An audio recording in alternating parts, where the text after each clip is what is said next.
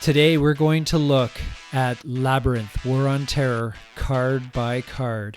We hope you'll join us in exploring this amazing game. This is Legendary Tactics. So we're starting the fourth of our series. Yes, with a very good card, Indo-Pakistani Talks. This segment will actually feature a lot of the three bangers. Actually, most of the three bangers for the Americans. So yes. I have a feeling I might be saying plot box a lot. First plot box. We'll have to see. Pretty fair statement, I think. Yeah, that's right. I think, but all right. Yeah. So but this one's pretty situational, because if Pakistan is in poor governance, then this card's useless, right? So this is an easy play if you're the jihadi player and it doesn't meet the condition. But even then. You do get to shift it to ally, but even then, if Pakistan is already an ally, it doesn't help that much. That's right. Selecting India's posture might be effective. It's gonna block Kashmir two events. Yeah. So if you'll recall, Kashmir is a funding card, so it gives the jihadi player funding, and Lashkar, I don't even know how to say that. Lashkar-e-Taiba is placing cells, I believe, in India and Indonesia? Pakistan. Pakistan. So, okay. No, in India and Pakistan. Okay. Sorry. Pakistan or India. India. Yeah. Okay. India is a non-Muslim country. Again, kind of off to the side there. Yeah. At least for our. But you remove the marker. Yeah, and you remove the marker if a plot is resolved in India. I don't know, as the jihadi player, can you see resolving a plot in India? I don't know. I don't know if I've ever done it, to be honest, with our cards or the format we've played. No. India doesn't attract a lot of attention. It's not. There's no bullseye on it for me. No. So, and even then, so you unblock Kashmir and Lashkar-e-Taiba. So I don't know. Would you play this for the event or no? To me, but. I would. Where it can be really good is if you have it as, say, a fair neutral or something. It saves you. It's basically or good neutral, although that's rare, more rare. Yeah. A fair neutral, though, is how in Let's Roll and You Can Call Me Al, Pakistan starts off as fair neutral, if I'm not mistaken. So if you have that situation, then yes, absolutely, because not only can you help yourself out with the global war on terror with India, but moving it to ally saves you a die roll. It's a guaranteed and you do mitigate ideas. Two jihadi events. So that is helpful.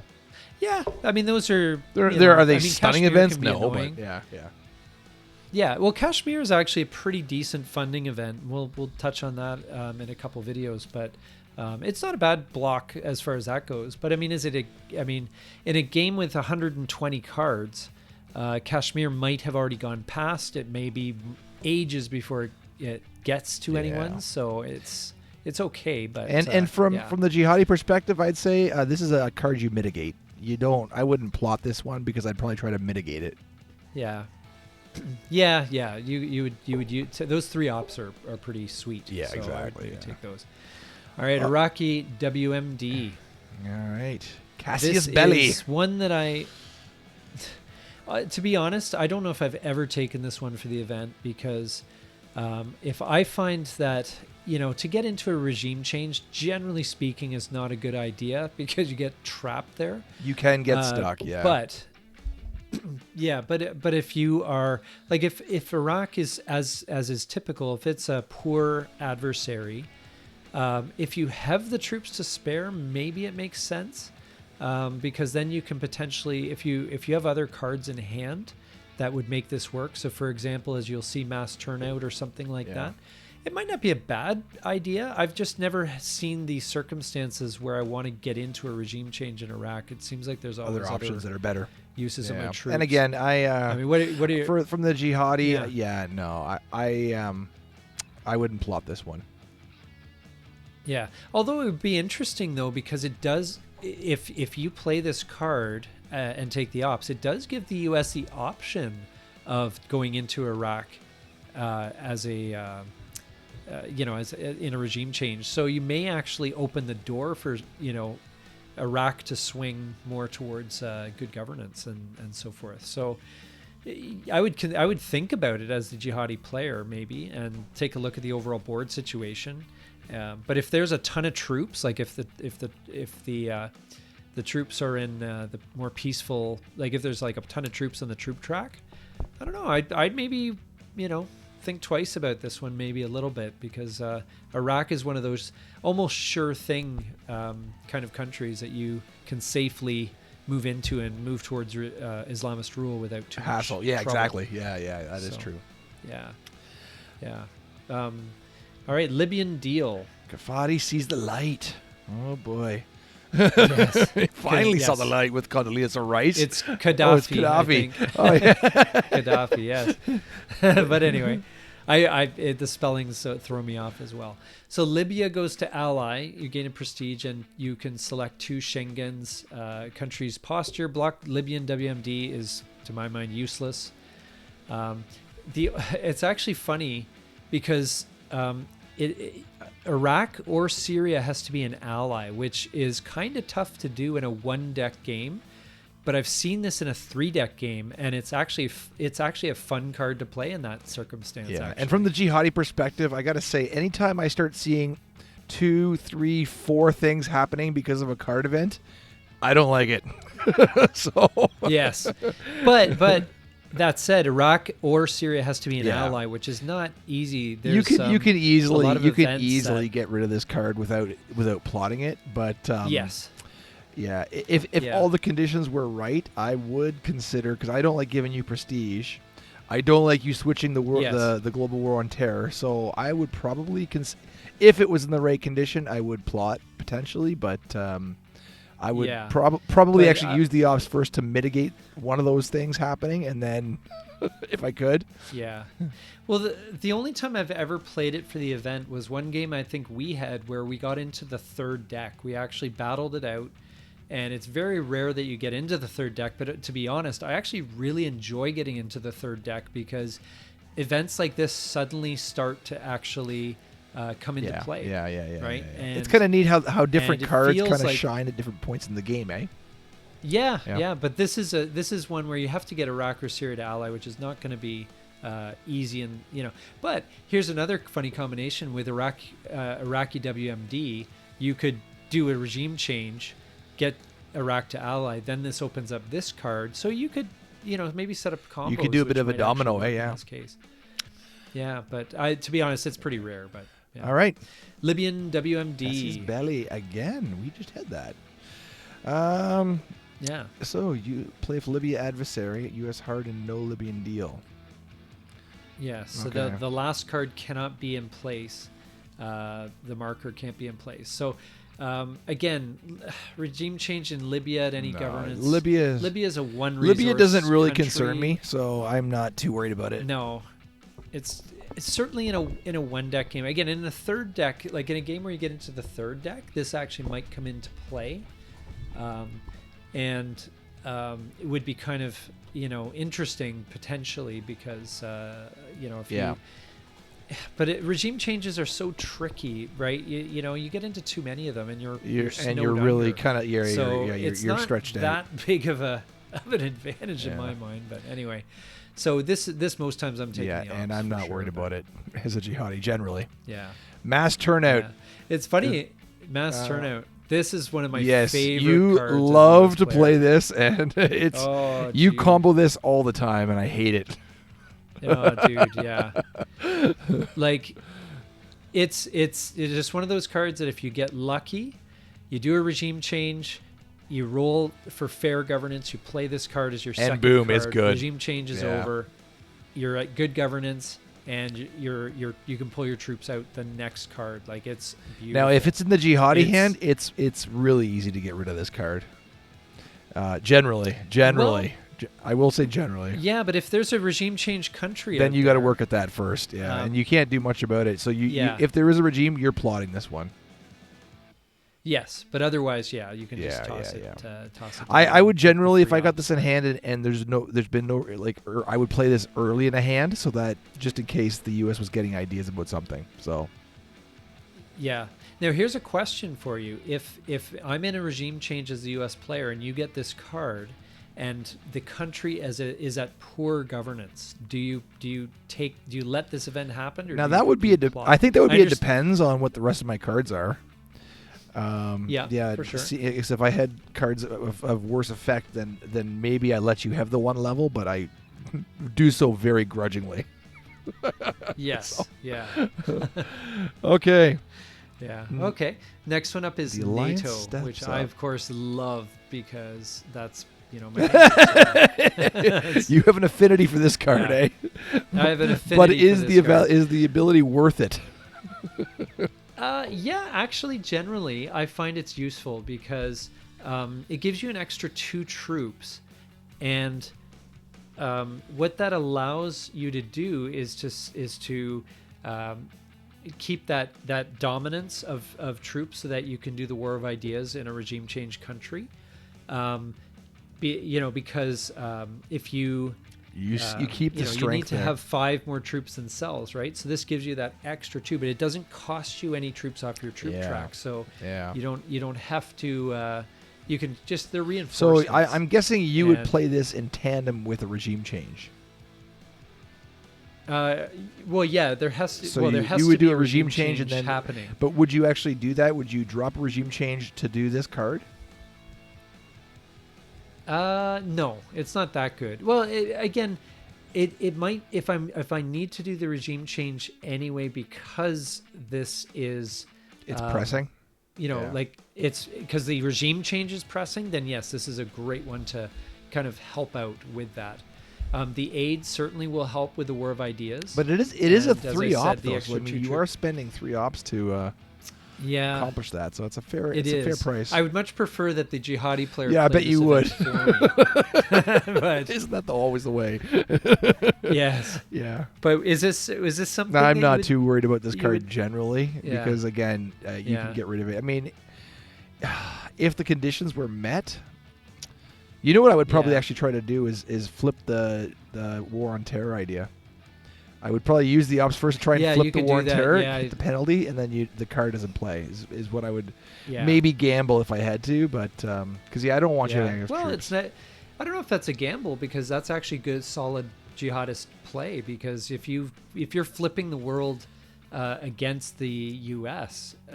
In this case, then that actually helps your cause. Oh anyway, yeah, I know it does, but it just means if say it was at 0 and I needed at least 1 roll out of the 3, I had to first have troops there or cells there, and then I'd have to try and hit a 1 to 4, assuming you're hard. So well, I would say the event from my perspective of the jihadi player, I think it's not a bad enough event to need to mitigate it. There are other worse events, Yeah. So I'd much the 3 ops would be far more useful, So Pakistani Offensive. Right, so moving on to Pakistani Offensive. This one is, I mean, I hate to give up 3 ops, but I hate Fatah even more. Fatah is the most annoying event in the game because you can't disrupt any cells in Pakistan, so it just allows the jihadi player to just build in up Pakistan cells unabated, there, and there's not much you can do. It really sets up a huge risk for transition to Islamist rule and giving up those WMDs. So I will play this gladly if there's Fatah in play. The only thing is sometimes you can't hold on. One of the things with Labyrinth is that you have to play the cards you're dealt, and the U.S. player can carry a card over from turn to turn. But sometimes there's other cards you need to carry over. Yeah, or you need to discard. More likely, you need to discard a jihadi event. Yeah. Right, that you don't want to play. That's right. So that's what I mean. Yeah. It's so hard to hang on to this card for to block the Fatah event that may or may not come up. Or it's not worth holding. I'll bet. Jihadi player may play for ops. I don't know. It's just it's annoying that I have to give up 3 ops to remove that Fatah. And as a jihadi, I would generally mitigate this card. Yeah, you'd play it. I mean, now that's assuming I can mitigate it. I mean, if the conditions are met, then I'm kind of stuck in a Yeah, Fatah is useful for the jihadi player. Like, this may be worth a first plot if you are setting up to use the Fatah event to your advantage. Exactly. Yeah. But otherwise, if you're focused elsewhere and Fatah happens to come out, so it goes. Yeah. Whatever. Yeah. It's not the end of the world if Fatah ends. But it's good. It's good to know that you hate it so much, because now I'll play Fatah next time we play. Oh, jeez. Yeah. Patriot Act. Titans, Homeland Security. U.S. Titans. Homeland Security. Yeah. The main thing of this for me as the American player is it allows sanctions. So it's the build, right? It's that slow build. Yeah, I find a lot of cells, if they're not using clean operatives event, they are getting to the U.S. via Canada anyway. In many cases, they go through Europe, they go up through Canada and then down. Yeah. Occasionally from the Philippines, but I don't find it just changes the direction that the cells might come at. Yeah. Would you play this for the event? I usually would, because of sanctions. Because sanctions is such a great event, and there's two of them in the deck, and so they happen fairly often, and it hurts the funding. Like, so for me, I think it's worth it. Okay. Generally, the first part of the event doesn't really bother me, because I don't normally win through the WMD in US. It's usually through centers, but yes. Yeah, the sanctions bit. Yeah, I mean, I don't like to have that in effect, so that's that's the dilemma. If I had other cards that were more pressing, I would consider plotting this, but I would potentially let you have that event. Unfortunately, I think. Yeah, well, sanctions again. It depends. If the sanctions cards have already been and gone, unless I'm going to use an oil spike event to pull them back, which is not maybe the best use of that card. Yeah.